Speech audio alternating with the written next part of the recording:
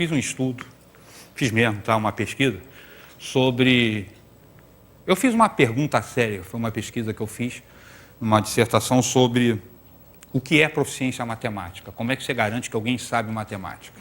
Alguém que se dá bem numa prova do SAEB, do Enem, ou dessas avaliações de larga escala, ou num vestibular, esse cara sabe matemática?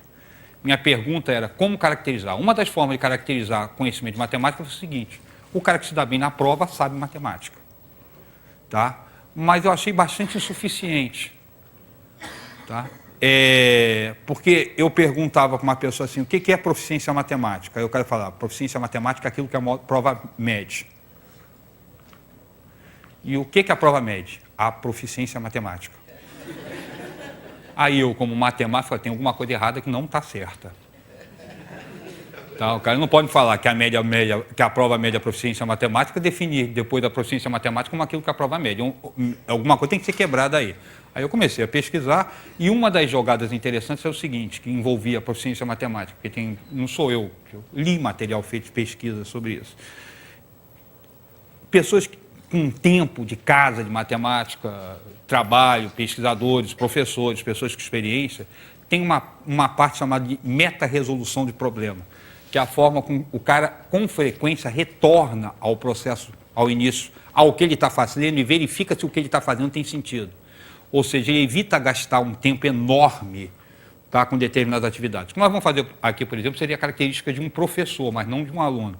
Se você começar a desconfiar que a equação está ficando grande demais, uma das coisas que você faz é retorna. Então, tem alguma coisa errada ou tem um jeito mais simples de fazer isso. Tá? Porque você começa a desconfiar daquilo que você está fazendo, tenta buscar uma outra solução. Isso é característica de quem envolve com matemática. Não é característica de aluno, não. Aluno, se você der besteira, ele vai até o final com uma equação desse tamanho e ainda acha que aquilo é fantástico. Tá? Eu vi essa pesquisa feita com mais de uma pessoa. Diga de passagem que é algo de interessante. Estou falando de beleza. Uma das coisas que caracteriza a beleza na matemática é a simplicidade. Não é na matemática, eu digo isso de forma geral em ciência. Tá? Quando me perguntam, por exemplo, se a matemática é difícil, me desculpa, eu estou na frente de uma câmera e vou falar isso, tem gente que tem vontade de me bater quando eu falo isso. Tá? Eu acho matemática difícil. Como é que você, como professor de matemática, diz que matemática é difícil? Eu acho matemática difícil porque a maior parte das pessoas que eu conheço tem dificuldade com matemática. Se eu disser que matemática é fácil, eu estou falando que a maior parte das pessoas que eu conheço tem dificuldade com uma coisa fácil. Então, essas pessoas são imbecis. Tá? Então, elas têm dificuldade com algo que não é fácil. Então, há justiça em dizer que as pessoas... Na verdade, eu até consigo explicar de onde vem a dificuldade, com uma quebra do significado dos objetos, pelo processo de abstração, mas não vou entrar nessa discussão. É linda, mas não foi para isso que eu fui chamado para cá. Tá? A natureza do objeto matemático. Tá? A natureza do objeto, do trabalho matemático, gera uma dificuldade à parte na brincadeira. Agora, ela é simples. Ela é extremamente simples. Eu não consigo imaginar coisa mais simples que a matemática. Pensa comigo. Presta atenção no que eu estou falando. Eu não estou falando que ela é fácil. Estou falando que ela é simples. Por que simples? Porque ela se baseia numa lógica binária. Ela se baseia em dois princípios lógicos que são fantásticos. Nós usamos sem discutir. O primeiro, o princípio da não contradição. Nada é e não é ao mesmo tempo. O segundo, o princípio do terceiro excluído. Ou é ou não é, e não existe um terceiro caso. Preste atenção. Eu não consigo supor que se possa imaginar algo mais simples do que isso. Na matemática, ou é verdadeiro ou é falso. Tá? E não existe uma terceira possibilidade.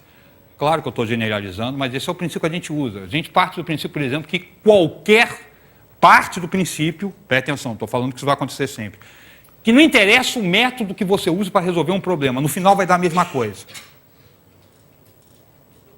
Tá certo? Dá para discutir, mas eu também não vou levantar essa bola. Tá certo? Essa simplicidade, inclusive, gera um poder na matemática fantástico. Porque quando você fala para alguém assim, olha, te falar uma coisa, isso está matematicamente provado. É como se você dissesse assim, isso foi reduzido da forma mais simples possível. E com mais simples você não vai conseguir simplificar isso mais do que matematicamente. Tá? Essa, matematicamente, em ciência tem uma chamada navalha de Ockham. Vocês conhecem esse princípio? Navalha de Ockham, assistam um filme Contatos, roteiro de Carl Sagan. Aparece a discussão sobre a navalha de Ockham. A navalha de Ockham diz o seguinte: se dois modelos dão no mesmo, o mais simples, se dois modelos resultam na mesma coisa, o mais simples é o verdadeiro. Estou chamando a atenção porque, como eu estou falando da questão do belo em matemática, com frequência o belo sai exatamente pela simplicidade. Essa equação é elevada, essa expressão, né? Equação não, é elevada a π mais 1 igual a zero. Uma das coisas que dá a beleza dela é que ela é de uma simplicidade espetacular. E nela estão presentes algumas das constantes mais importantes da matemática. O 1, o 0, o i, o π, o e. A relação mais importante da matemática, o igual, a operação de adição, a operação de multiplicação e a operação de potenciação. E isso tudo numa expressão desse tamaninho, que eu coloco, mando bordar numa camisa. Trabalhava numa escola que possivelmente esse coordenador já era, né? Coitado dele. Já era, quer dizer, morreu. Olha só. Porque isso já tem bastante tempo, ele já era velhinho, é inspetor de disciplina, e ele usava... Professor é uma praga que não presta. Eu digo que professor é o aluno que não quis crescer. Tá? É meio Peter Pan, porque uma coisa é verdade, a gente não envelhece, os moleques não deixam a gente envelhecer.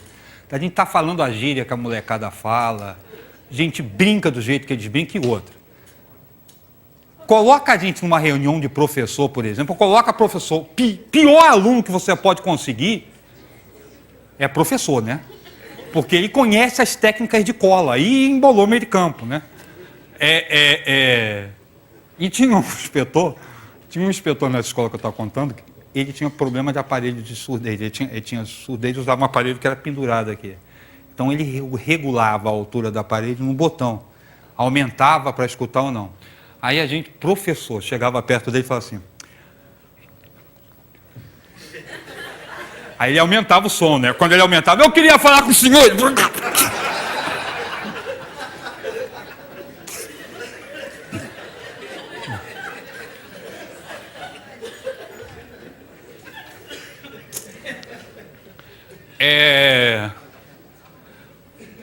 Isso é verdade, isso não é brincadeira não, coitado do mundo.